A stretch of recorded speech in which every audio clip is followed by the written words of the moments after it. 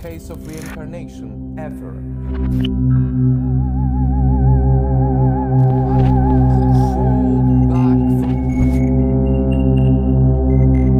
इसकी सत्यता की जांच करने के लिए यूनिवर्सिटी ऑफ वर्जीनिया के रिसर्चर्स भारत आए। आज हम बात करने वाले हैं एक ऐसे केस के बारे में जिसमें वहां के मौजूद लोगों का कहना था कि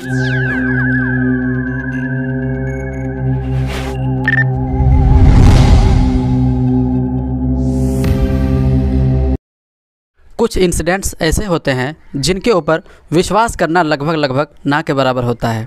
बट तब क्या होगा जब अमेरिका से स्पेशलिस्ट साइंटिस्ट उठकर आए और उस चीज़ का सबूत ढूंढे और उनको सबूत मिल भी जाए। जी हाँ, बिल्कुल ऐसा ही कुछ हुआ इस इंसिडेंट में।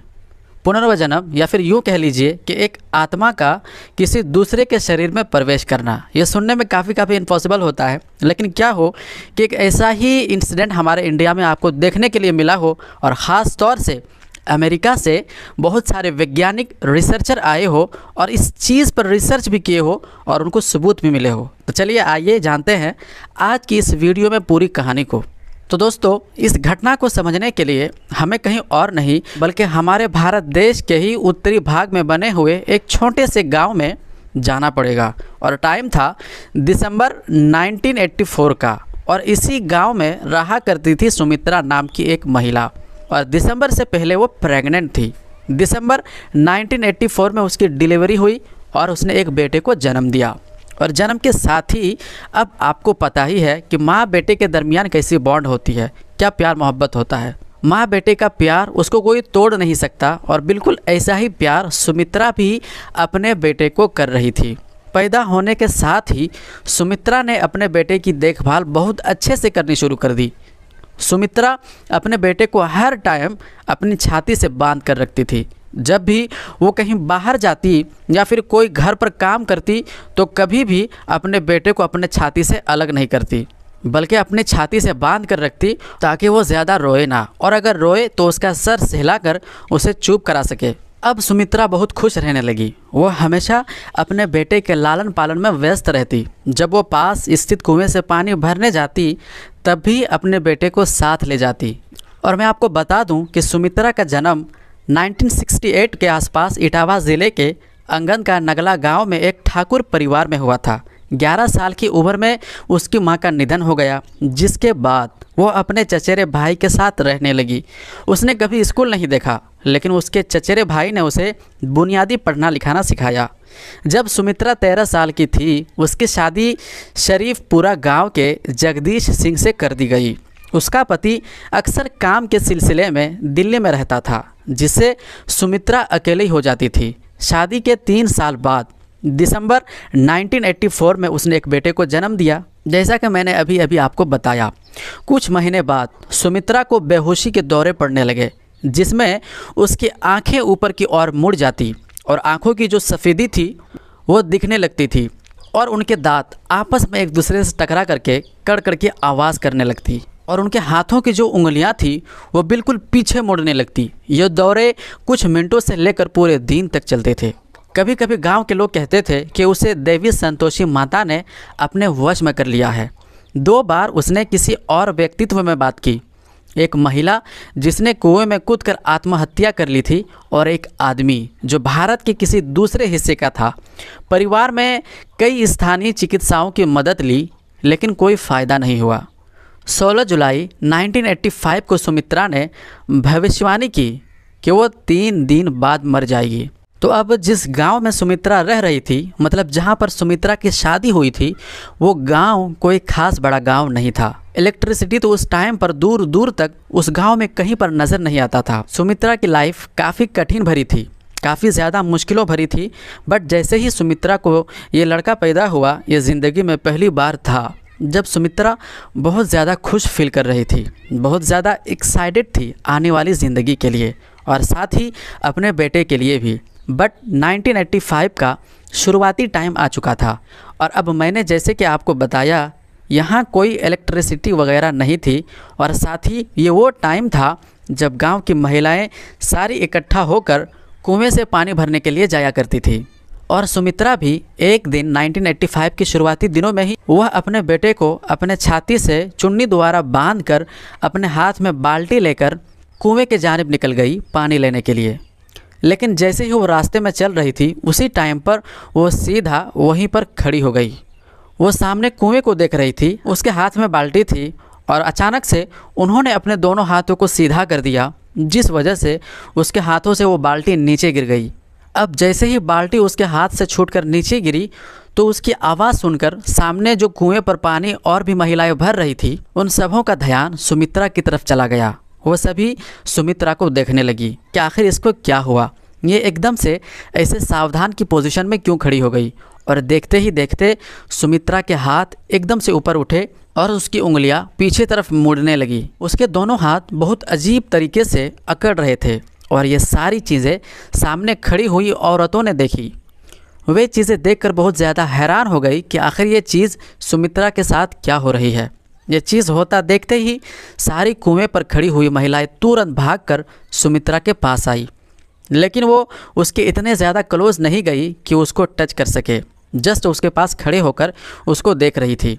और इस भीड़ को देखते हुए जो भी गांव में आने जाने वाले लोग थे, उन्होंने देखा कि भीड़ क्यों लगी हुई है, तो वो सारे के सारे लोग सुमित्रा के चारों ओर जमा हो चुके थे और उन सभी ने सुमित्रा के हाथों को इस अजीब तरीके से बैंड होते हुए देखा। उसका बेटा भी अचानक से रोने लगा। अभी तक तो वो बच्चा सो रहा था, लेकिन अब वो बहुत ज़ोर ज़ोर से रोने लग गया।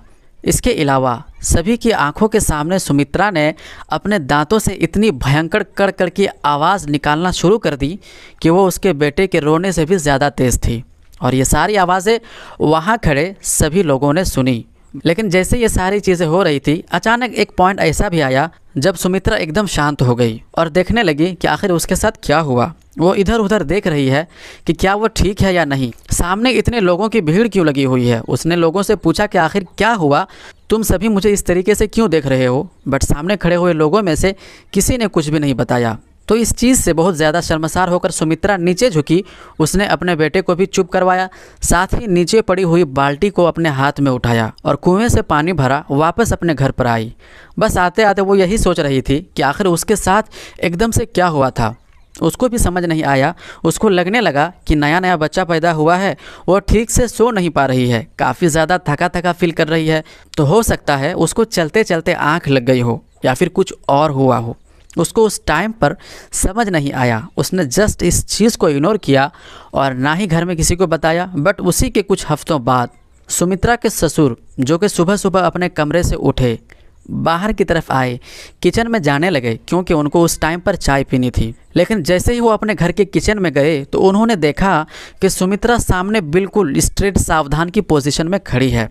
और जैसे ही उन्होंने देखा कि सुमित्रा बहुत अजीब तरीके से खड़ी हुई है, अजीब तरीके से आवाज़ निकल रही है, उसके हाथों की उंगलियां बिल्कुल पांचों उंगलियां पीछे की तरफ मुड़ी हुई है और उसके दांतों से कड़कड़ की आवाज़ निकल रही है, जो कि साफ तौर पर उसके ससुर सुन रहे थे। ये चीज़ देखते ही वो तुरंत भागकर सुमित्रा के पास गए, उसको पकड़कर हिलाने लगे कि आखिर इसके साथ क्या हो रहा है। बट इस चीज़ का सुमित्रा के ऊपर कोई फ़र्क नहीं पड़ा। उसके हाथ फिर से वही अजीब तरीके से बैंड हो रहे थे, बल्कि अब की बार तो उसने अपना चेहरा भी ऊपर की तरफ किया, मुंह से भी अजीब आवाज़ निकल रही थी, उसके आंखें भी पीछे की तरफ रोल होकर सफ़ेद सफ़ेद उसका सब कुछ दिख रहा था। मतलब कि ये समझ नहीं आया अभी तक इसके साथ हो क्या रहा है। ये चीज़ पूरे 10 मिनट तक ससुर के सामने सुमित्रा ने करी और 10 मिनट के बाद उसने अपने आप को झटका और सब कुछ नॉर्मल हो गया। बट अभी भी सुमित्रा को याद ही नहीं है कि उसके साथ आखिर ये हुआ क्या। फिर मई 1985 का टाइम आ चुका था, मतलब कि 5 महीने बीत चुके थे इन सब चीज़ों को होते हुए। और अब ये चीज़ें, ये जो दौरे पड़ रहे थे सुमित्रा को, ये चीज़ें इतनी ज़्यादा फ्रिक्वेंसी थी कि हर रोज़ सुमित्रा के परिवार वाले सुमित्रा को ये सब अजीब चीज़ें करते हुए देख रहे थे। बल्कि अब तो ये इतना ज़्यादा बढ़ चुका था कि जैसे ही सुमित्रा को वो दौरे पड़ता अजीब सा, तो वो बहुत ज़्यादा तेज़ तेज़ बोलने भी लगी थी, अजीब अजीब चीज़ें बोलती। कई बार वो अपनी आवाज़ धीमे करके ऐसे कुछ बोलती कि सिर्फ मुझे अंधेरे दिखाई दे रहा है, मुझे और कुछ नहीं दिख रहा है। जैसे ये चीज़ें उसके घर वाले सुनते, वो भी परेशान कि आखिर सुमित्रा के साथ ये सब कुछ क्यों हो रहा है। लेकिन इन सब चीज़ों से परेशान होकर मई 1985 में पहली बार गांव के ही एक वैद्य को सुमित्रा को देखने के लिए बुलाया गया। तो जैसे ही ये वैद्य सुमित्रा को देखने के लिए आया, सुमित्रा अभी भी उसी दौरे के अंदर थी। जैसे ही उसने उसे चेक किया, यहाँ सब कुछ नॉर्मल दिखाई दे रहा था, सिर्फ यह दौरे ही पड़ रहे थे। डॉक्टर को भी अभी तक ये समझ नहीं आई थी ये बात कि आखिर सुमित्रा के साथ ये सब कुछ क्यों हो रहा है। 16 जुलाई 1985 का दिन आ चुका था। अब सुमित्रा के सभी घर वालों को इन चीज़ों की आदत हो चुकी थी। लेकिन 16 जुलाई 1985 के दिन दोपहर के टाइम पर जब सुमित्रा अपने किचन में पूरे परिवार के लिए खाना बना रही थी, तब एक बार फिर से वही उसको दौरा पड़ा। ये दौरे की आवाज़ सुनते ही सारे घर वाले उसको देखने के लिए किचन में गए। तो जैसे ही उन्होंने देखा, लेकिन इस बार वो कुछ भी ज़्यादा तेज़ नहीं बोल रही थी, ना ही वो सीधे पोजीशन में बिल्कुल सावधान की तरह खड़ी थी, और ना ही उसके हाथ पीछे की तरफ उठे, और ना ही अजीब से उन्होंने शेप बनाई, ना ही उसके मुंह से कोई आवाज़ आ रही थी। सिर्फ वो बोल रही थी कि आने वाले 3 दिनों के अंदर मैं मर जाऊंगी, मैं इस दुनिया से ख़त्म हो जाऊंगी। तो जैसे ही ये चीज़ सामने खड़े सुमित्रा के घर वालों ने सुनी, वो बहुत ज़्यादा डर गए, और जैसे ही सुमित्रा ने ये चीज़ बोली, उसका वही दौरा वहीं पर ख़त्म हो गया, बिल्कुल नॉर्मल हो चुकी थी। सामने खड़े अपने घर वालों को देखकर पूछने लगी कि अभी अभी यहाँ क्या हुआ था। तब यहाँ सुमित्रा के घर वालों ने उसे बताया कि तुमने आखिर अभी क्या बोला है, तुमने कहा कि आने वाले 3 दिनों के अंदर तुम मर जाओगी। जैसे ये चीज़ सुमित्रा ने सुनी कि मैं मर जाऊंगी, उसको विश्वास नहीं हुआ। लेकिन इन सब चीज़ों की वजह से वो बहुत ज़्यादा टेंशन में आ चुकी थी। उसके अजीब अजीब दौरे पड़ने की वजह से उसने अपने बेटे को भी देखभाल करना बंद कर दिया था। इसलिए नहीं कि वो अपने बच्चे से प्यार नहीं करती थी, इसलिए कि अगर मैं मर जाऊंगी या फिर मुझे अगर कभी दौरा पड़ता है तो कहीं मैं अनजाने में अपने बेटे को चोट ना पहुंचा दूं। इसीलिए सुमित्रा का दिमाग हर वक्त चिड़चिड़ापन में रहता था। सुमित्रा के बेटे का ध्यान सुमित्रा की सास यानी कि उसकी दादी ही कर रही थी। और जैसे जैसे ये चीज़ें सुमित्रा के पति ने सुनी, उस टाइम पर वो घर पर ही था, तो उसने भी अपने काम धंधे से छुट्टी ले ली, क्योंकि आने वाले 3 दिन अब सुमित्रा के लिए बहुत ज़्यादा ख़तरनाक होने वाले थे। फाइनली 19 जुलाई 1985 का दिन आ चुका था। 3 दिन बीत चुके थे, अभी तक सुमित्रा को कुछ नहीं हुआ, और फाइनल डे यानी कि 19 तारीख का ही नाम लिया था सुमित्रा ने कि इस दिन वो मर जाएगी। इस दिन पूरे घर वालों को बहुत ज़्यादा ध्यान रखना था सुमित्रा का कि उसके साथ कुछ भी अजीब ना हो, वो घर पर ही रहे, सुरक्षित रहे, कहीं बाहर ना जाए। तो उस दिन सुमित्रा को कुछ काम नहीं करने दिया गया। उसके सास ने कहा कि आज तुम्हें कुछ काम नहीं करना है, क्योंकि अगर तुम किचन में गई तो हो सकता है कि आग से खुद को नुकसान पहुंचा लो। उसका बेटा भी उससे काफ़ी दूर था कि कहीं उसको वो कहीं नुकसान ना पहुंचा दे। इसके अलावा उसको सीढ़ियों पर भी चढ़ने नहीं दिया गया, ताकि कहीं सीढ़ियाँ चढ़ते चढ़ते वो गिर ना जाए और उसके साथ कुछ अनहोनी ना हो जाए। इस दिन पूरा परिवार बहुत ज़्यादा डरा हुआ था। दोपहर का टाइम आ चुका था, दोपहर आराम से निकल गए। दोपहर निकलते निकलते पूरा परिवार अब बहुत ज़्यादा रिलैक्स फील कर रहा था कि चलो दिन निकलने वाला है, यह दिन निकल जाए तब तक यहाँ सुमित्रा को कुछ नहीं होगा। अब शाम हो चुकी थी। अब आपको भी पता है कि गांव में शाम के टाइम पर ही खाना बना लेते हैं, और शाम के खाने की तैयारी सुमित्रा और उसके सास कर रहे थे। तभी सुमित्रा ने अपनी सास से कहा कि मुझे थोड़ी सी बाहर खुले हवा में सांस लेनी है और मैं थोड़ी देर बाहर टहलने जा रही हूँ। तो उसने कहा कि ठीक है, तुम बाहर चले जाओ, कोई दिक्कत नहीं है। और जैसे ही सुमित्रा अपने घर से बाहर गई, बाहर जाते ही उसने सामने खड़ी हुई अपने एक दोस्त को देखा, उसको हाय हेलो करके अपने पास बुलाया।